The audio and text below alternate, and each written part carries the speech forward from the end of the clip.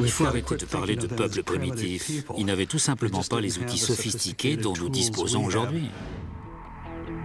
Stanford s'intéresse particulièrement à l'évolution des outils préhistoriques. La technologie progresse par étapes. On n'aurait pas de voiture sportive moderne s'il n'y avait pas eu un ancien modèle. Il en est de même pour les armes de l'âge de pierre. Stanford a recherché l'ancêtre technique des premières pointes de silex, dites de Clovis, trouvées sur le continent. S'il peut trouver une arme plus ancienne, il aura un indice sur la provenance du premier Américain. Il a ratissé l'Alaska et la Sibérie sans succès. Il a fini par trouver une pointe en pierre presque identique à la pointe américaine de Clovis, vieille de 13 000 ans, mais avec une différence notoire.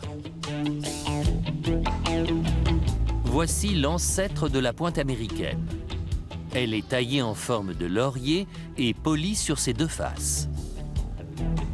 Mais la pointe américaine de Clovis présente une amélioration technique. Elle a une cannelure qui part de la base de chaque face.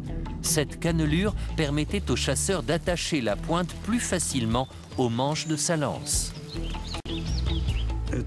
C'est une amélioration technique. La pointe de Clovis peut être comparée à la Lotus Elan, conçue à partir de la Ford modèle T. La pointe que Stanford surnomme le modèle T a été fabriquée par un peuple qu'on appelle les Solutréens. Ils vivaient il y a 18 000 ans, mais pas en Amérique ni en Sibérie. Ils vivaient dans le sud de l'Europe. Comment ont-ils pu entreprendre un voyage de plus de 3000 km jusqu'en Amérique? Stanford pense que la clé se trouve dans la géographie de la Terre à l'époque de la dernière ère glaciaire. Il y a 18 000 ans, l'Atlantique Nord était recouvert d'un glacier qui allait de l'Europe occidentale à la pointe sud-est du Canada. Les eaux riches qui bordaient cette passerelle naturelle attiraient une faune extraordinaire. L'Europe occidentale est reliée au continent nord-américain par une langue de glace qui se déploie en arc de cercle jusqu'à cet endroit. Les chasseurs et les phoques se déplacent à la lisière de la banquise. Il suffit de suivre cette bande de terre, sauf qu'elle est faite de glace. Si Stanford a raison, certains des premiers habitants de l'Amérique seraient venus d'Europe. La mer est un obstacle si vous êtes à pied et que vous n'avez pas de bateau.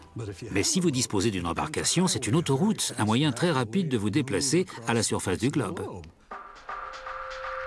Cette idée révolutionnaire, à savoir que les premiers Américains étaient des pionniers intrépides qui ont atteint le continent en bateau, modifie toute la configuration du puzzle.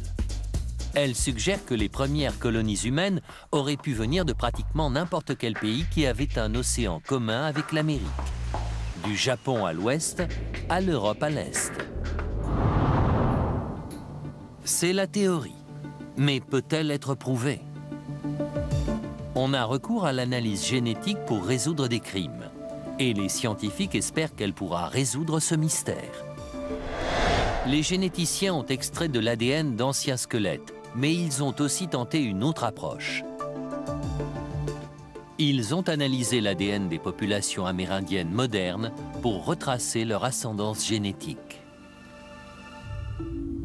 Ils analysent l'ADN des mitochondries qui sont responsables de l'énergie cellulaire. L'ADN mitochondrial se transmet uniquement par la voie maternelle de la mère à ses enfants. Et au cours du processus, des mutations s'opèrent. Je suis le roi du monde. Je suis le roi du monde. C'est comme le jeu du téléphone. De légères modifications au cours de la transmission finissent par donner une phrase légèrement différente.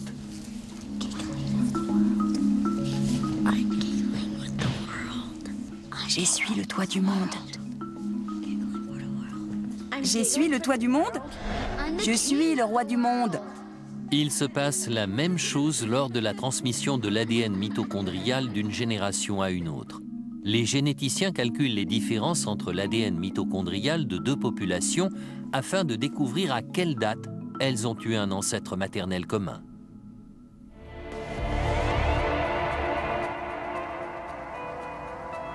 Le génotype des Amérindiens modernes indique qu'ils en ont bien un qui n'est pas originaire d'Europe mais de Sibérie et qu'il vivait il y a 14 à 20 000 ans. La génétique raconte une histoire, mais les ossements des premiers Américains en donnent une version totalement différente. Certains squelettes révèlent que le premier Américain n'est pas originaire de Sibérie.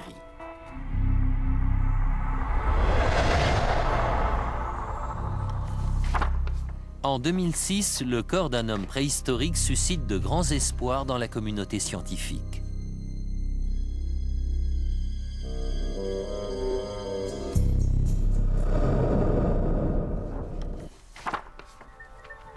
L'un des plus éminents anthropologues judiciaires du monde, le docteur Doug Owsley, a travaillé à l'identification des victimes de Waco en 1993 et du World Trade Center en 2001. Il essaie de résoudre le mystère des origines du premier Américain en examinant d'anciens squelettes. Vous ne trouverez pas de meilleure source de renseignements sur une ancienne culture ou un ancien peuple que les os eux-mêmes. Si vous savez lire ces os, si vous savez les écouter, ils vous raconteront des tonnes de choses. On a retrouvé très peu de squelettes préhistoriques âgés de plus de 10 000 ans en Amérique du Nord. Chaque sujet est précieux pour les experts scientifiques qui sont sur la trace du premier Américain. Ils examinent les ossements en essayant d'imaginer la morphologie de leur propriétaire. Elle peut les aider à résoudre l'énigme de ses origines.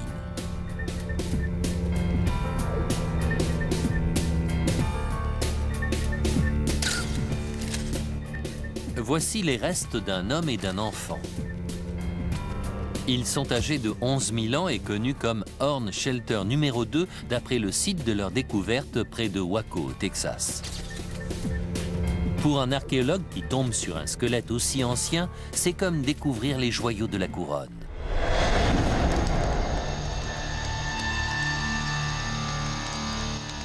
La fillette porte autour du cou une fine aiguille en corne qui lui servira à coudre ses vêtements dans l'au-delà. L'homme a un jeu d'outils incluant un os de cervidé qui lui permettra d'en fabriquer d'autres si nécessaire. 5 carapaces de tortues sont disposées dans la tombe. L'une soutient la tête de l'homme, une autre recouvre son visage. Une serre de faucon est placée dans sa bouche. Owsley fait équipe avec une anthropologue, le docteur Peggy Jodrey, pour essayer de faire parler les squelettes. C'est la première molaire. Elle apparaît généralement vers l'âge de 6 ans. C'est une dent qu'elle a dû garder pendant environ 28 mois. Mais au cours de ce laps de temps relativement court, l'émail s'est usé. On voit la surface de mastication qui est creusée ici et qui nous révèle son régime alimentaire. Mais le docteur Jodrey s'intéresse moins aux ossements qu'aux objets qui les accompagnent. Les outils et les offrandes nous donnent des renseignements très importants sur la vie que menaient ces hommes. Imaginez qu'on trouve un individu qui n'a rien sur lui et un autre qui a un rosaire autour du cou. Qu'est-ce que ça nous dit? Ou quelqu'un qui a un téléphone portable. Chacun de ces objets est différent et chacun nous raconte une histoire bien particulière. En étudiant les divers objets déposés dans la tombe, Jodrey recueille des indices qui lui permettent de savoir ce que l'homme faisait de son vivant. Le jeu d'outils suggère que c'était un tailleur de silex, mais il y a autre chose qui l'intrigue. On voit ici des griffes de blaireau qui ont été retrouvées près de cet individu. On a posé une carapace de tortue sur son visage, et entre la carapace et son visage, ainsi que dans sa bouche, on a placé des serres de faucon. Je crois que cet homme était un guérisseur. Je pense même que c'était un sorcier, à cause des animaux et des oiseaux qui sont disposés autour de lui. Les squelettes de Horn Shelter indiquent aux experts que les gens qui vivaient en Amérique il y a 11 000 ans étaient loin d'être primitifs. Ils prenaient soin de leurs morts et croyaient en l'au-delà. Mais si les scientifiques pouvaient aussi découvrir la physionomie de ces premiers colons, ils auraient un autre indice sur leur origine.